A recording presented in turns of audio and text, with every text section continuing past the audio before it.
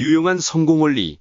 성공이란 A 지점에서 B 지점으로 옮겨가는 과정과 도달한 후에 성취감을 얻는 것이며, 고객 만족을 위한 서비스를 제공함으로써 이익을 얻는 행위도 포함된다. 따라서 성공에는 원리가 반드시 따른다. 세상의 성공 원리는 한마디로 치킨 게임이다. 즉 월등해야 한다. 탁월해야 하며 운도 따라야 한다. 그러나 그것을 이루기까지는 모든 힘을 다해야 한다. 때로는 법도 어기고 양심도 속이고 여러 가지 위험을 무릅쓰고 성공을 하게 된다. 그러나 성공 후가 더 문제이다. 이유는 더 많이 가질수록 갈증만 더하게 되고 허무감도 덩달아 커진다. 그러므로 성공자 대부분은 성취감과 만족감을 얻은 이후에는 중독거리를 찾게 된다. 취미, 음주, 음란, 도박 등에 빠진다. 그래서 어떤 이는 허무감을 달래기 위해 일 중독자가 되어 죽을 때까지 그 일을 손에서 놓지 못한다. 이런 현상은 하나님을 믿지 않는 자들의 한계라는 생각이 든다. 즉 그들의 영혼이 메말라 있다는 증거이다. 본장에서 다룰 유용한 성공 원리는 세상과 반대되는 개념이다. 논어에서 천재는 노력하는 자를 못 이기고 노력하는 자는 즐기는 사람을 이기지 못한다라는 말이 있다. 물론 세상의 이치는 맞지만 진리가 아닌데도 나름대로의 설득력은 있어 보인다. 여기서 말하는 즐기는 사람은 재능에 걸맞게 노력까지 더함을 의미한다. 즉 자기 일을 즐기는 사람은 그 일을 하는데 큰 노력을 하지만 지치지 않으며 놀라운 집중력을 발휘하게 된다. 당연히 그 일이 쉽고 재미있어야 한다. 당신이 만일 이 일을 하고 있다면 큰 축복을 받은 것과 같다. 유용한 성공 원리. 첫째, 쉬워야 한다. 둘째, 재미있어야. 셋째, 그리스도의 영광을 목표로 한다. 성경에도 이 유용한 원리를 적용하여 크게 쓰임받는 역사적 인물들이 언급되어 있다. 예를 든다면 작은 물맷돌로 소년 다윗은 거인 장수 골리앗을 쓰러뜨렸다.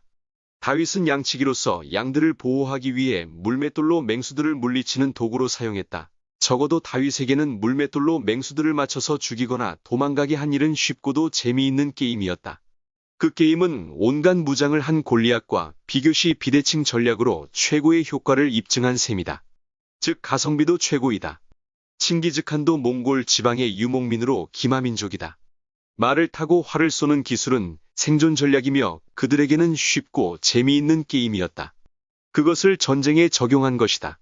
월드스타 손흥민 선수에게도 축구는 쉽고도 재미있는 게임이다. 이 유용한 성공 원리 속에는 기막힌 비밀이 숨겨져 있다. 즉 위로부터 어바브 얻게 되는 성령이다. 누구나 이 기막힌 원리를 적용하면 예수님께 제대로 영광을 돌릴 수가 있게 된다. 첫 번째는 쉬워야 한다. 오직 자신이 제일 잘 알 수 있는 한 가지를 찾아낸다. 세상 눈치를 볼 필요가 없으며 상대 비교 또한 필요 없다. 그저 자신이 제일 쉽게 할 수 있는 그 무엇대 썸씽을 반드시 찾아내야 한다. 복잡하게 생각할 것도 없다. 그냥 시도해보는 것이다. 예를 들면 낙서나 게임이나 만들기나 글쓰기나 음악 또는 미술 등등 자신만이 쉽게 할 수 있는 것이어야 한다. 남을 가르치거나 복음을 전하는 일도 마찬가지이다. 두 번째는 첫 번째의 일이 재미있어야 한다. 이 부분에는 오해가 있을 수 있다. 왜냐하면 단순한 재미라고 하면 오락 같은 느낌을 줄 수 있다. 그러나 차원이 다르다. 이유는 아무리 복잡하고 힘든 일일지라도 성령님의 도움으로 그 일을 한다면 힘들고 어려운 일도 쉽게 처리한다는 뜻에서 재미가 발생한다는 그런 뜻이다. 따라서 쉽고 재미있는 것이어야 한다. 이것은 절대적인 가치를 지닌다. 이유는 주님께서는 인간을 창조하실 때 우리 모두에게 달란트를 주셨다. 세상의 다양한 직업군을 세분하면 아마 수백 가지가 넘을 것이다. 물론 그동안 습관이 안 되어 찾기가 쉽지 않을 수도 있다. 그래서 말씀과 기도로서 구해야 할 것이다. 구하라 그리하면 너희에게 주실 것이요 찾으라 그리하면 찾아낼 것이요 문을 두드리라 그리하면 너희에게 열릴 것이니 구하는 이마다 받을 것이요 찾는 이는 찾아낼 것이요 두드리는 이에게는 열릴 것이니라.